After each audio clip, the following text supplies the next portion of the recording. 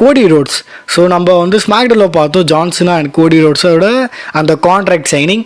So of course அங்கே சீனா sign பண்ணல. இங்கே வந்து கோடி நான் நல்லவனாக இருந்தால் வேலைக்காகாது, அவரே இறங்கி அடித்து பிடிச்சி ஃப்ளாஷை போட்டு அவரே வந்து ஜான்சனோட கையை பிடிச்சி சைன்லாம் பண்ணி பார்த்தோன்னா கான்ட்ராக்டை ஃபினிஷ் பண்ணிட்டாரு. இப்போ மேட்ச் வந்து நடக்க போகுது. ஸோ டெஃபினெட்லி இங்கே வந்து அது எந்த ஒரு ஃபேஸாக இருந்தாலும் அப்படி பண்ண மாட்டாங்க. பட் கோடி வந்து பச்சையாக ஒரு ஹீல் மாதிரி வந்து பண்ணுவார். ஸோ ரீசெண்ட் டைமில் நம்ம வந்து கோடியோட ஹீல் டீஸு கேரக்டர் சேஞ்சஸ் நிறைய வந்து பார்த்துருக்கோம். நான் ரொம்ப பின்னாடி போல் இப்போ ரீசெண்ட்லி நடந்ததெல்லாம் வந்து ஷேர் பண்ணிடுறேன்.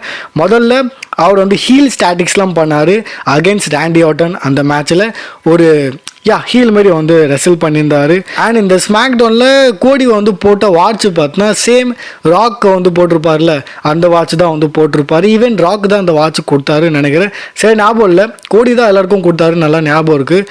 ரோமனுக்கு ராக்குக்கெலாம் சேம் வாட்ச் வந்து கொடுத்துருப்பார். ஐ மீன் ஓவராலாக சொல்கிறது 2 பேரும் ஒரே மாதிரி வந்து வாட்சை போட்டிருப்பாங்க. ஈவன் அதே சன்கிளாஸஸ் பார்த்தோன்னா நம்மளோட கோடி வந்து போட்டிருப்பார். ராக் போடுவார்ல, அதே சன்கிளாஸ் கோடி வந்து போட்டிருப்பார் இந்த ஸ்மாக் டவுனில். அண்ட் இந்த கான்ட்ராக்டில் சொல்லவே தேவையில்ல, ஒரு பச்சையாக ஹீல் மாரி பார்த்தோன்னா அவர் வந்து பண்ணார். ஃபோர்ஸ் பண்ணி பார்த்தோன்னா அவரே வந்து சைன் பண்ணிட்டாரு. ஸோ கோடி ரோட்ஸ் வந்து தன்னோட ஷோவில் சேல் பண்ணிட்டாரா ராக்குக்கு, இந்த மாதிரி ஒரு கேள்விக்குறி பார்த்தோன்னா போயின்னு இருக்குது. இன்னொரு விஷயம் நம்ம வந்து இந்த செக்மெண்ட்டில் பார்த்துருப்போம், கோடி அண்ட் சீனாவோட செக்மெண்ட்டில். லைக் அங்கே ஒரு ஃப்ரேம் காமிப்பாங்க, இது வந்து ஸ்பிளிட் ஃப்ரேமு. இதுக்கு முன்னாடி நம்ம பார்த்துமோன்னு சரி தெரில, லைவாக நெட்ஃப்ளிக்ஸ் பார்த்தோன்னா இதை ஃபஸ்ட் டைம் இன்ட்ரடியூஸ் பண்ணுறாங்க. இங்கே வந்து என்ன சொல்லப்படுதுன்னா இது ஃபேன்ஸோட ஸ்பெக்குலேஷன். மேபி நான் சொல்லும்போது உங்களுக்கு சிரிப்பு வரலாம், பட் இதுதான் சொல்லப்படுது. இந்த மூமெண்ட்டில் தான் பார்த்தீங்கன்னா எப்படி சொல்கிறது, இவங்களோட சோல் வந்து மாறிடுச்சு. அந்த உண்மையிலே எனக்கு சிரிப்பு வருது. பட் இவர் ஹீலாக மாட்டார், அவர் ஃபேஸாக மாட்டார்.